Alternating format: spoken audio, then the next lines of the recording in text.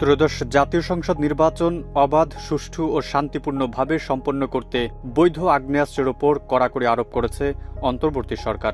সরকারের নির্দেশনা অনুযায়ী নির্ধারিত সময়ের মধ্যে সারা দেশে ২৭,৯৯৫টি লাইসেন্স করা অস্ত্র সংশ্লিষ্ট থানায় জমা পড়েছে।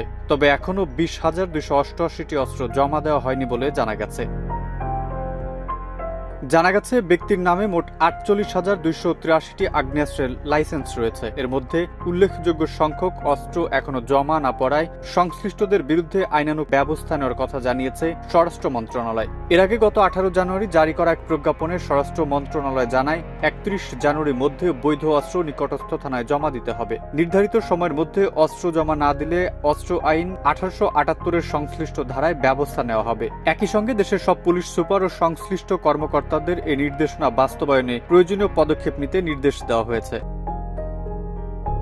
সংশ্লিষ্ট সূত্রে জানা গেছে, জমা না হওয়া অস্ত্রগুলোর মধ্যে আওয়ামী লীগের শাসনামলে লাইসেন্স পাওয়া অস্ত্রের সংখ্যাই বেশি। এসব অস্ত্রের মালিকদের অনেকে বিদেশে অবস্থান করছেন এবং কেউ কেউ দেশের ভেতরে আত্মগোপনে রয়েছেন। এ বিষয়ে মঙ্গলবার পুলিশ সদর দপ্তরে এক সংবাদ সম্মেলনে আইজিপি বাহারুল আলম বলেন, যে কোনো অস্ত্রই হুমকি। বৈধ অবৈধ সব ধরনের অস্ত্র নিয়ন্ত্রণে রাখতে আমরা প্রয়োজনীয় ব্যবস্থা গ্রহণ করেছি।